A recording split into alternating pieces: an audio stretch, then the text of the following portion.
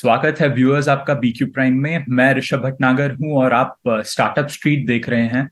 आज हमारे साथ अमित कुमार अग्रवाल आए हैं।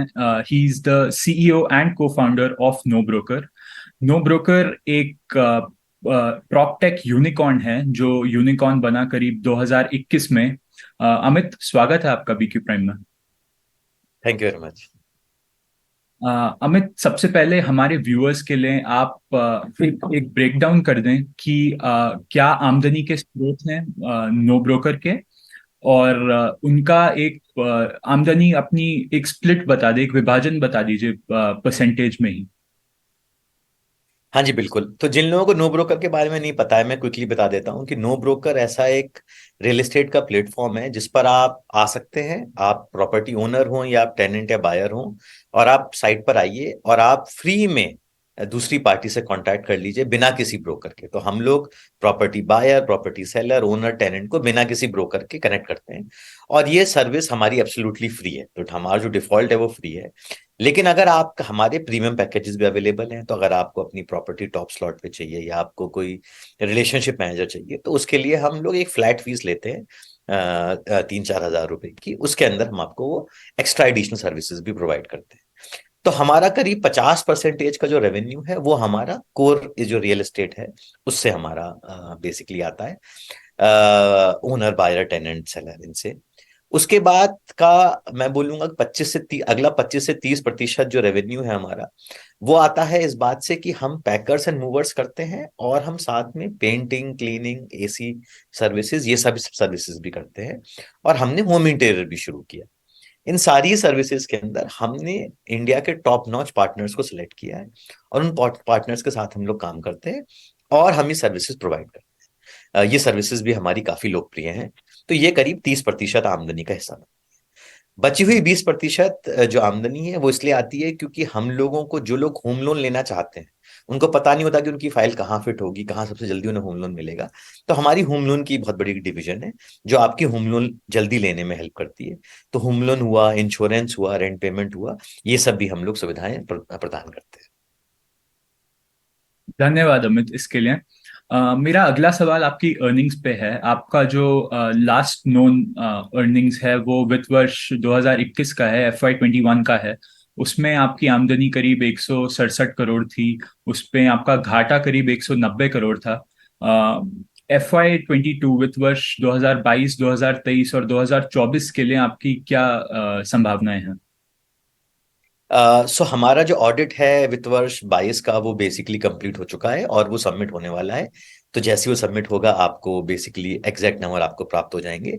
मैं इसलिए उससे उस पर टिप्पणी करने के बजाय मैं आपको ब्रॉडली बताता हूं कि हर साल हमारी कोशिश यह रहती है कि हम रेवेन्यू या तो दुगना कर दें या तिगना कर दें। कोविड की वजह से हमारा रेवेन्यू जो बढ़ोतरी है वो थोड़ी कम हुई थी, लेकिन कोविड के बाद बहुत तेजी से हमने अपना प्रोग्रेस किया है। तो हम उसी बात पर हैं कि 100 से 200% हम रेवेन्यू इंक्रीज कर रहे हैं पर पर ईयर के बेसिस पर। जो डिफरेंस बेसिकली आपने बताया रेवेन्यू के अंदर और हमारा जो नुकसान होता है साल का, उसमें वो डिफरेंस कम होता जा रहा है। तो अगर आप मुझे अभी वित्त वर्ष 24 की अगर बात करें, तो पिछले कुछ महीनों के अंदर हमने अपना रेवेन्यू बढ़ाया है और अपना खर्चा कम किया है। तो अब हमारा उद्देश्य यही है कि आने वाले हम कुछ टाइम के अंदर हम प्रॉफिटेबिलिटी अचीव करें और रेवेन्यू बढ़ाते हुए अपने आप को लाभ की तरफ मूव करें।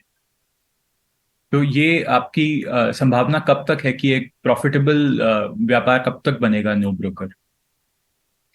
तो ये बड़ा ही जरूरी है कि नो ब्रोकर एक प्रॉफिटेबल व्यापार बने, और उसके लिए हम पूरी ही टीम, हम सब लोग एकदम इसके लिए मोटिवेटेड है कि हमें अचीव करना है। चूंकि हमें रेवेन्यू बढ़ाते हुए हमें प्रॉफिटेबिलिटी अचीव करनी है, हमें दोनों चीजें अचीव करनी है। तो मुझे लगता है कि हमने जो अपने मन में जो उद्देश्य बनाया है वो ये है कि आज से 18 से 24 महीने के भीतर भीतर हमको बेसिकली लाभ की तरफ शिफ्ट होना है, रेवेन्यू ग्रोथ दिखाते हुए। अच्छा। हम्म। अगला सवाल मेरा अमित, गूगल की जो फंडिंग हुई थी नो ब्रोकर में, करीब $5 मिलियन, यानी करीब 40 करोड़ रुपए डाले थे गूगल ने नो ब्रोकर में। उसका क्या स्टेटस है? कोई खास प्रोजेक्ट्स हैं जो गूगल नो ब्रोकर के साथ कर रहा है? हाँ, तो वो काफी बहुत ही रोचक रहा है वो फंडिंग जो गूगल ने किया। तो अब तक हमारी फंडिंग जो भी होती थी जनरली उसके अंदर नो ब्रोकर का बहुत बड़ा योगदान होता था कि नो ब्रोकर रियल एस्टेट के अंदर कैसे कर रहा है ये। हम लेकिन हमारा एक और भाग है नो ब्रोकर का जिसका नाम है नो ब्रोकर हुड।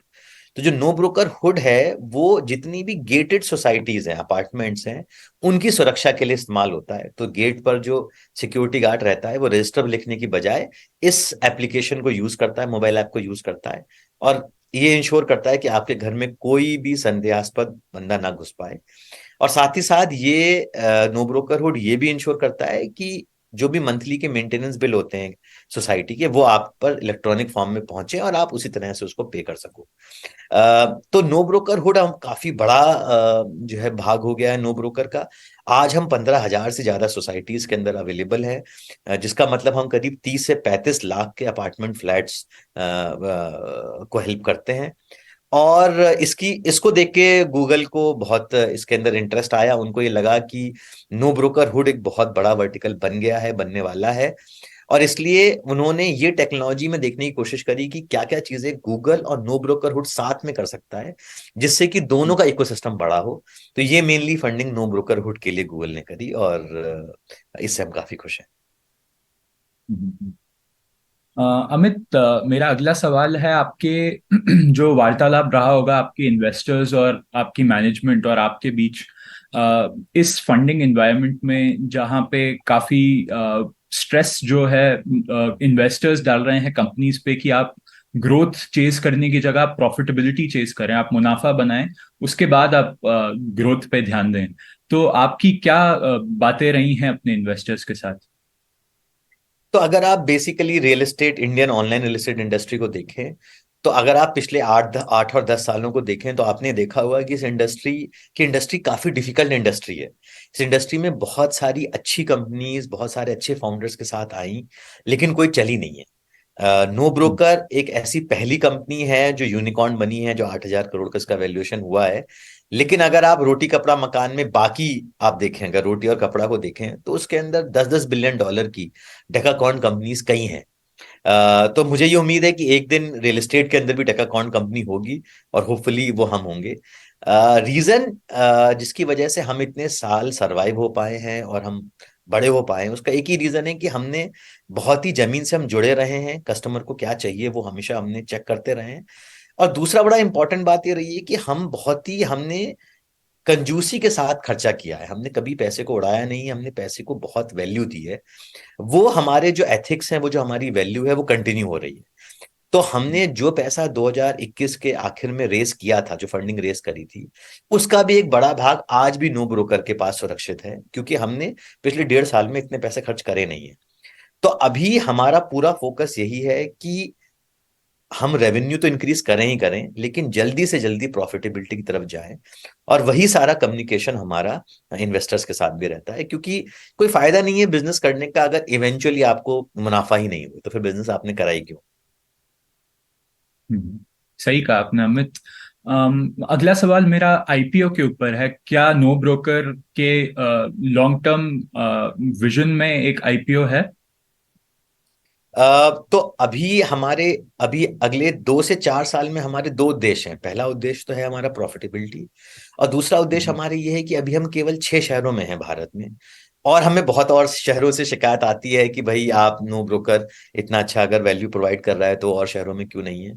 तो वही हम बेसिकली करना चाहते हैं, और हम और शहरों में भी अपना व्यापार चाहते हैं वहां पर हो।